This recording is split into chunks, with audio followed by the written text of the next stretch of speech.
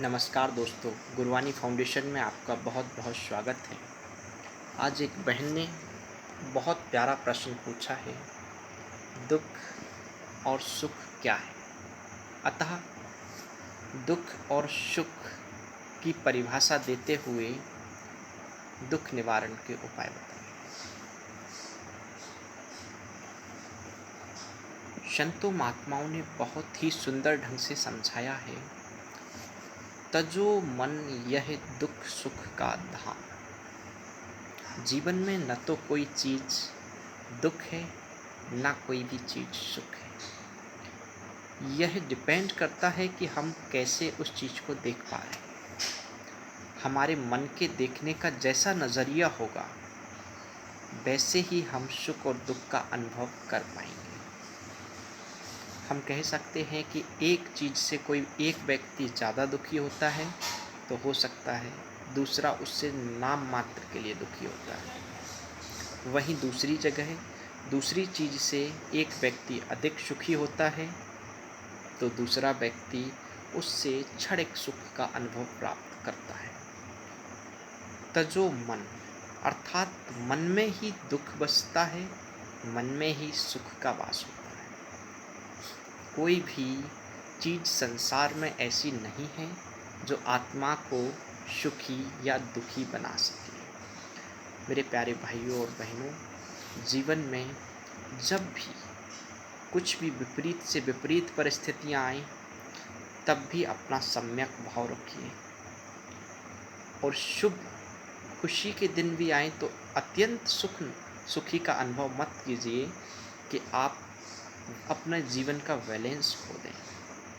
अब कहते हैं तजो मन को त्याग दो। अब जीव अगर मन को त्यागेगा तो क्या होगा? जब मन त्याग दोगे तो फिर आत्मा, विवेक, आत्मा की शक्ति प्रखर होने लगेगी और आत्मा की शक्ति जब प्रखर होगी, मन सुषुप्त अवस्था में चला जाएगा तो वहाँ पर सुख नहीं बचेगा। जब सुख नहीं बचेगा तो दुख भी नहीं बचेगा। फिर उस जगह सिर्फ और सिर्फ आनंद और आनंद रह जाएगा। और उस आनंद की अनुभूति के लिए, आनंद की प्राप्ति के लिए मन को न्यूट्रल करना पड़ेगा। और न्यूट्रल करने के लिए सर्वाधिक सर्वप्रचलित सबसे अच्छा, सबसे बेस्ट जो तरीका है, उपाय है, वो है ध्यान, मेडिटेशन। ध्यान यहाँ आज्ञा चक्र पर जब हम प्यार से 3 घंटे, समय के अभाव में 2 घंटे या फिर 1 घंटे ध्यान लगाते हैं, हमारे जीवन में अभूतपूर्व परिवर्तन होने लगेंगे। हमारे यशस्व की वृद्धि होगी, हमारे समस्त कष्ट दूर होने लगेंगे और उस अवस्था में सुख भी नहीं होगा। सुख पाने के लिए सुख को पहचानना जरूरी है। सुख वह अवस्था को कह सकते हैं जो सिर्फ और सिर्फ इंद्रियों के भोग से प्राप्त होती है। 10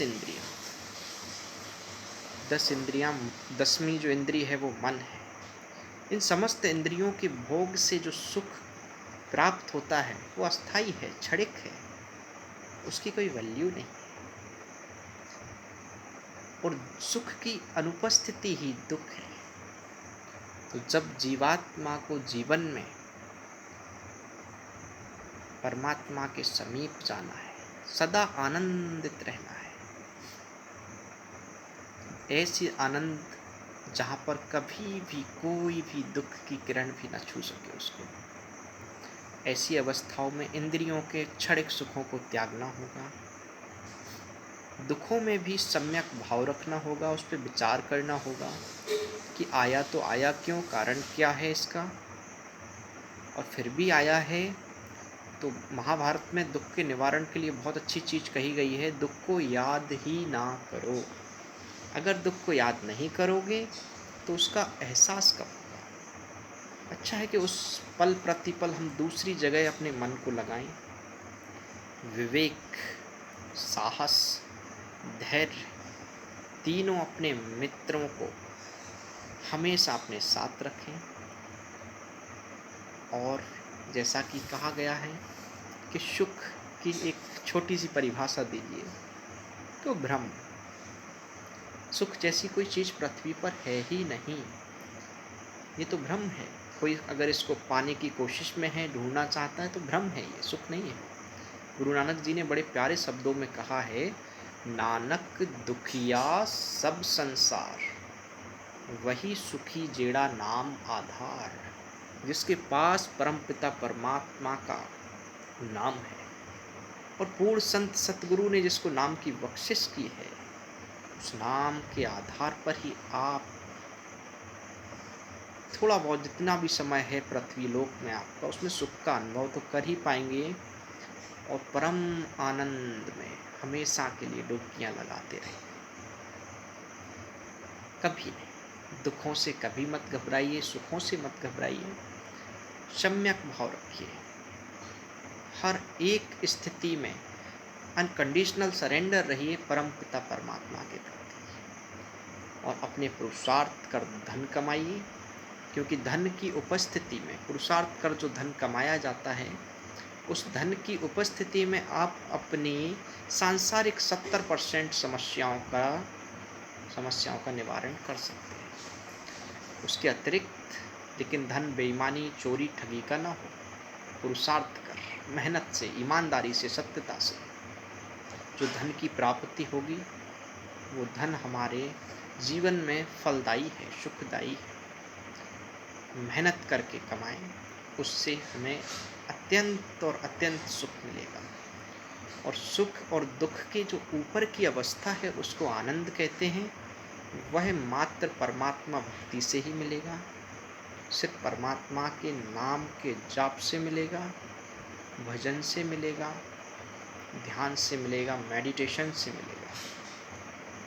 अर्थात दोस्तों, सिर्फ इतना ही कहूँगा, परमात्मा के ध्यान में रोज़ अमृत वेला, सुबह का समय 3:45 से 4:45 का समय अमृत वेला में जागिए, ब्रह्म मुहूर्त में उठ के परम पिता परमात्मा के ध्यान में डूब जाइए।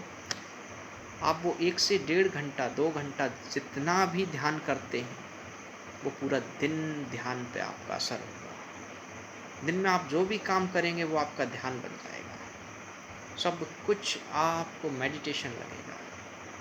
पूरा दिन हर्षोल्लास से सुखी सुखी कब गुजर जाएगा आपको पता ही नहीं चलेगा। बहन, आपने जो भी प्रश्न पूछा उसका मैंने अपने स्तर से, जितनी मेरी एक तुच्छ नॉलेज है उसके हिसाब से मैंने देने का प्रयत्न किया। आपको जो भी इसमें बुरा लगा, तहे दिल से माफ़ी।